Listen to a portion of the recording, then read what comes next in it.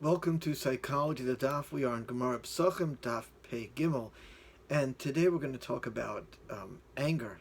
Anger is very toxic, and oftentimes we get angry because we're scared, we're frightened, we feel threatened, and it is really hard when we're in those moments that we feel so threatened or scared of physical threats or emotional threats. It is those moments that are so hard to not use anger or aggression or force to get it across, to protect ourselves, to try to control or change the other person who we perceive as causing all the problems.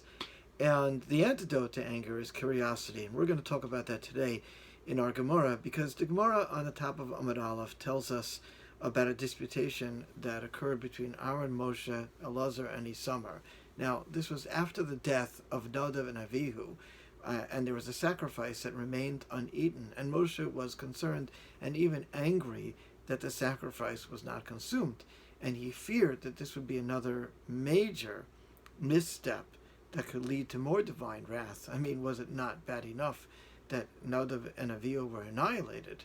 And there are lumdish explanations about the exact nature of the disagreement between Moshe and Aaron over the consumption of the sacrifice, such as whether or not a sacrifice such lodoros should be consumed during aninus, or which means aninus is the first day of after the death of a relative, or if the sacrifice was rendered impure.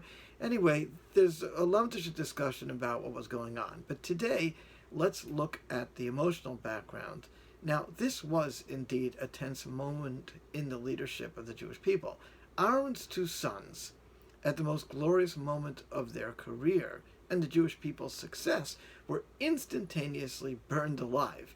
They committed some imperceptible misstep, leading to their annihilation as they attempted to enter the Holy of Holies.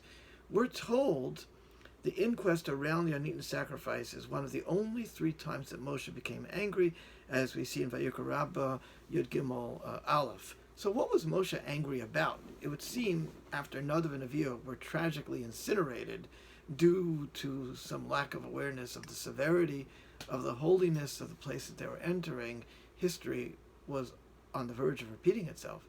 The remaining surviving sons of Aaron were again on the verge of committing a misstep. Now, regardless of the lumdus of the argument, to Moshe, these 2 sons who were going to refrain from eating of the sacrifice could somehow or another be risking the wrath of God again. So I must wonder, was there a subtext going on between Moshe and Aaron simmering beneath the surface? We are told by some midrashic sources, see Rashi Dvarim, Perek Tes, Pasuk Chaf, that the death of Aaron's 2 sons was a consequence of his abetting the sin of the golden calf. We're given a number of explanations for how Aaron saw it necessary to temporarily comply with the mob mentality, demanding the creation of the golden calf during Moshe's absence. You can see that in Gemara Sanhedrin Daf Zayin Amud Aleph. But we can't assume that what Aaron did really sat well with Moshe. So you can imagine the psychic forces that Moshe was up against. The worst kind of fear, panic, rage, right? Fear that his other 2 nephews would be annihilated due to the same negligence. Panic that despite his great piety, he cannot fully control nor educate even his closest cabinet members to operate on his level. Anger that once again his brother had failed him. Considering everything that was going on, it didn't end up too badly this time. In point of fact, Moshe was incorrect here, and everybody was following correct procedure, as is told in the Gemara. However, the lesson for us is to respect how easy it is to become overcome by powerful emotions of betrayal, panic, fear, and anger that build up over time. Those feelings stop us from being in the present and evaluating reality as it's occurring. Although Moshe had good reason to fear that another mistake was being made, he did not need to get angry. All he really needed to do was ask with genuine curiosity about what happened with these korbanos, and he would have received an explanation. Many tragic relationship breaches could be avoided by holding off on anger and expressing genuine curiosity.